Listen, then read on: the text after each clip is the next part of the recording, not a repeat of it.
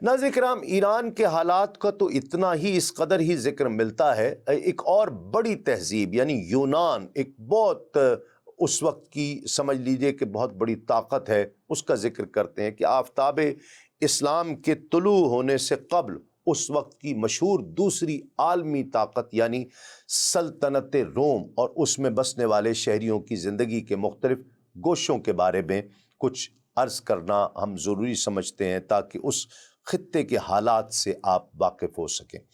रोमी चूँकि यूनानियों के जानशीन हैं, उनके सियासी, मुआशी और माशरती नज़रियात बड़ी हद तक यूनानी फ़लसफ़ियों और हुक्मा के नज़रियात से मुतासर नज़र आते हैं। इसलिए मुनासिब मालूम होता है कि इख्तिसार के साथ यूनान और अहले यूनान का भी तज़किरा कर दिया जाए, क्योंकि ये वो नाज़रीन किराम ख़ित्ता है जहाँ के नाबग़े रोज़गार, फ़ुज़ला, उलमा और इल्म व हिकमत की कंदीलें रोशन की और तहज़ीब व तमद्दुन का वो समझ लीजिए कि तसव्वुर पेश किया जिसकी रोशनी से वो खित्ता उस वक्त जगमगाने लगा, जबकि सारा यूरोप जहालत और तवहम परस्ती की तय दर तय तारीकियों में डूबा हुआ था। यूनानी तहजीब की तश्कील में उसके महल वक़ू का बहुत बड़ा किरदार है। यूनान का खित्ता बहरा रूम यानी मेडिटेरेनियन सी शुमाली साहिल पर उसके वाक़ है। ये मुख्तलिफ पहाड़ी सिलसिलों का मजमूआ है जिनके दरमियान ऐसी वादियाँ नहीं जहाँ खेती बाड़ी की जा सकती हो। दुश्वार गुजार पहाड़ों की वजह से बाहमी आमदोरफ्त अज हद दुश्वार और कठिन मरहला, नाक़िस निज़ाम मवासलात और आमदोरफ्त के ज़रिए के फ़ुक़दान के बायस एक मुत्तहिदा हुकूमत कायम करना बहुत ही मुश्किल था जहाँ एक दूसरे ख़ित्तों से राब्ता हो सके। इसी वजह से यूनान का खित्ता बेशुमार छोटी छोटी शहरी रियासतों पर मुश्तमिल था। वो अपने दाखिली और ख़ारजी मामलात में काफ़ी हद तक आज़ाद थे। ज़राअत सिर्फ पहाड़ों के दरमियान जो थोड़ा सा हिस्सा वादी का था वहाँ हो सकती थी, इसलिए मज़रूआ रकबा बहुत महदूद था। अजनास से खुर्दनी इतनी मिकदार में पैदा की जा सकती थी जिनसे सिर्फ वहाँ के बाशिंदे ही बमुश्किल गुज़र औक़ात कर सकते हों। बहरा रूम के दूसरे इलाकों की तरह यहाँ भी बारिशें उमूमन मई के महीने से सितंबर तक के दरमियान इस अरसे में हुआ करती थी। यूनानी देवमालाई देवताओं के एक वसी ख़ानदान से अपने मजहबी अक़ीदत रखा करते थे। उनके अक़ीदे के मुताबिक देवताओं का ये ख़ानदान कोह ओलंपस की बर्फ़पोश बुलंदियों पर सुकूनत पजीर था। देवताओं के उस ख़ानदान की ज़ियुस हुकूमत और उसकी बीवी हीरा के हाथ में थी। नाज़रीन किराम, मुख्तलिफ शोबाहाए हयात मुख्तलिफ देवताओं के सुपुर्द कर दिए गए थे। जैसे कि समुंदरों के देवता को पोसीडन कहा जाता था, फिर हेफास्टस जो असलहा साजी का देवता कहा जाता था। जंग के देवता का नाम एरिस था, उसकी मदद से जंग में उनके ख्याल में फतह नसीब हुआ करती थी। सूरज की हरकत को अपोलो से मंसूब किया जाता था। अपोलो देवता की राय का उनके नज़दीक ख़ास एहतराम हुआ करता था। जब तक अपोलो से शगुन न ले लेते जंग शुरू नहीं किया करते थे, न ही आबादकारी की मुहिम पर रवाना हुआ करते थे और न किसी और बड़े काम की तरफ कदम उठाया करते थे। हिकमत की देवी का नाम एथेना था। ये इंसान को अक्ल व दानिश से बहरावर किया करती थी, उनकी दानिश में। मोहब्बत की देवी को एफ्रोदिस कहा जाता था और उनके नज़दीक मोहब्बत में वही कामयाब हो सकता है जिस पर ये एफ्रोदिस देवी कामयाब मेहरबान हो जाए। खुद साख्ता खुदाओं का ये ख़ानदान अखलाक और किरदार के एतबार से हरगिज़ ऐसा नहीं था जिस पर कोई रश्क किया जा सके या जिस पर कोई फ़ख्र किया जा सकते, बल्कि ये सरकश हरीफों और झगड़ालू अफराद का एक कौम, एक कुंबा कहा जा सकता है जो छोटी छोटी बातों पर एक दूसरे से दस्तो गिरेबान रहा करते और फितना और फसाद की आग भड़काए रहा करते थे। हर शहर और हर आबादी का मकामी त्यौहार था, लेकिन बड़े त्योहारों में सब अहले यूनान शरीक हो जाया करते थे, इकट्ठे हो जाया करते थे। उनके यहाँ सबसे बड़ा त्यौहार हर 4 साल के बाद ओलंपिया में मनाया जाता था जो मगरबी पहलू पोनिसेक्स में था। ये वो मकाम है जहाँ ज़ियुस देवता का माबुद था। उन त्योहारों में सिर्फ खेलों के मुकाबले ही नहीं होते थे बल्कि मौसीकी, شاعری، شہنائی نوازی، حسن کے مقابلے جسے مقابلہ حسن کہا جاتا ہے، شراب نوشی کے مقابلے بھی ہوا کرتے تھے، اور یہ آج کی اولمپکس گیمز اسی میلے سے منسوب کی جاتی ہیں۔ ناظرین کرام، یونان کے معاشرتی حالات کا ذکر کریں تو قدیم یونان کا معاشرہ 3 طبقات میں منقسم تھا۔ نمبر 1 تو بادشاہ، یعنی سیاسی اختیارات کے ساتھ ساتھ اسے سب سے بڑا مذہبی پیشوا بھی مانا جاتا تھا، اور وہ اپنے امراء کی مدد اور مشوروں سے اپنی حکومت کا کاروبار چلایا کرتا تھا۔ بادشاہ اور اس کی ملکہ عام لوگوں کی طرح خود بھی کام کرتے تھے۔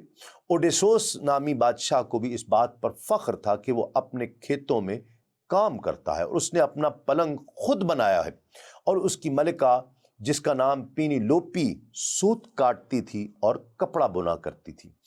اس کے علاوہ بادشاہوں کے علاوہ دوسرا طبقہ امراء کا تھا۔ ان کا یہ دعویٰ تھا کہ وہ دیویوں اور دیوتاؤں سے پیدا ہوئے ہیں، اور ان کا نسب زیوس دیوتا سے ملتا ہے، جو کہ اولمپس کے دیوتاؤں کے خاندان کا حاکم اعلیٰ تصور کیا جاتا تھا۔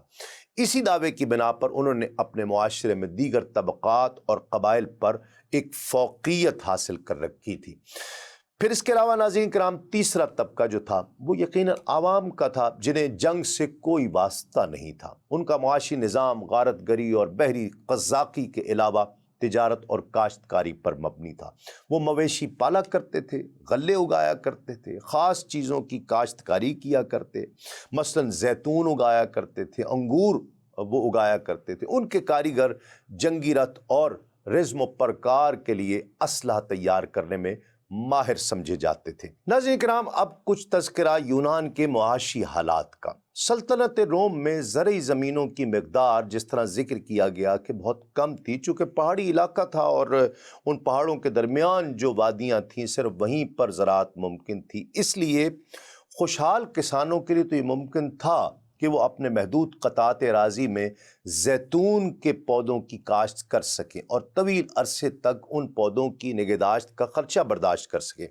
لیکن ناظرین کرام، غریب کسانوں کے لیے طریقہ کار قابل عمل نہیں تھا۔ وہ دولت مند ہمسایوں سے قرض لینے پر مجبور ہو جایا کرتے تھے۔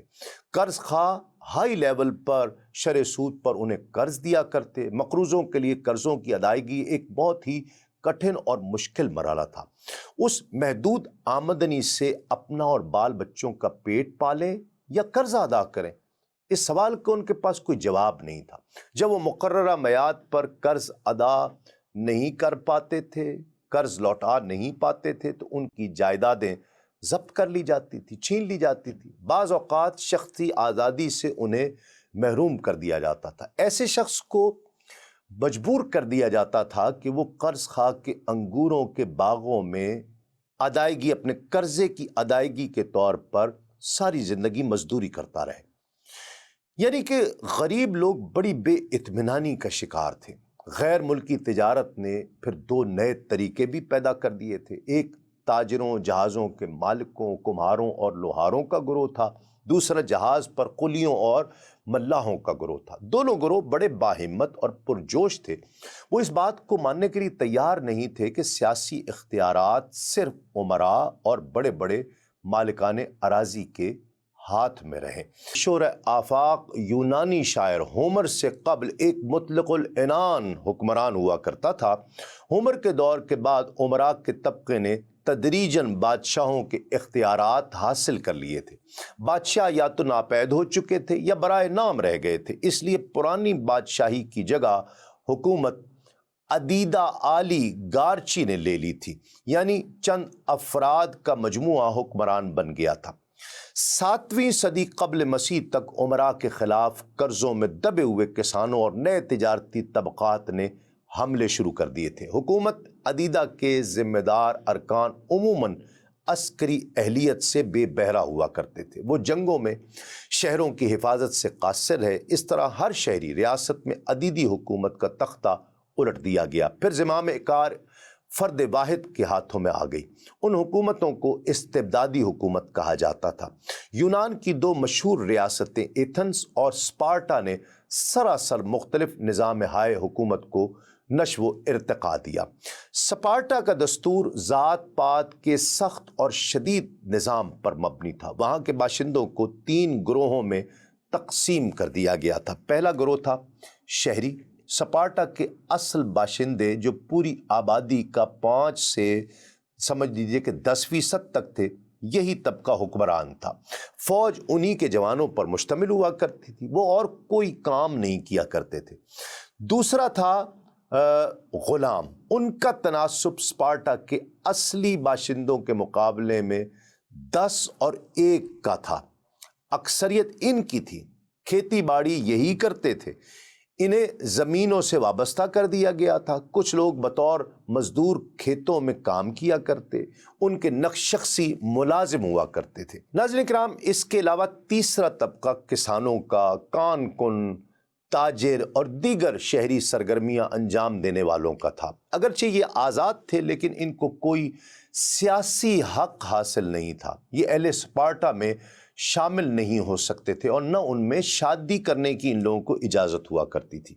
ایتھنز کی ریاست میں عورتوں کو سیاسی حقوق بالکل حاصل نہیں تھے۔ ان کا اصل وظیفہ یہی تھا کہ گھروں میں رہیں، کھانا پکائیں اور بچوں کی پرورش کریں۔ ایتھنز کی پوری آبادی کم و بیش 3,15,000 اس وقت ہوا کرتی تھی۔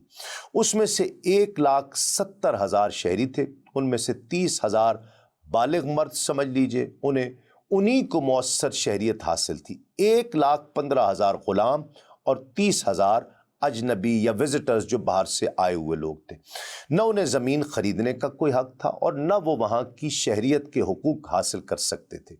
چاندی کی کانوں میں کام کرنے والے مزدوروں پر شدید مظالم کیے جاتے تھے، وہ پابجولاں رکھے جاتے تھے، ان سے زیادہ کام لیا جاتا تھا۔ ارسطو نے غلام کی تعریف کرتے ہوئے کہا ہے کہ یہ ایک آلہ ہے جس میں جان ہو، یعنی ارسطو کے نزدیک غلام انسان نہیں ہے، یہ ایک مشین ہے جس میں جان ڈال دی گئی ہے اور وہ تمام انسانی احساسات اور شعور سے یکسر محروم ہو۔ دین اسلام کے مختلف امور سے آگہی کے لیے ابھی سنو نیوز کا یوٹیوب چینل سبسکرائب کیجئے اور بیل آئیکن کا بٹن ضرور پریس کیجئے۔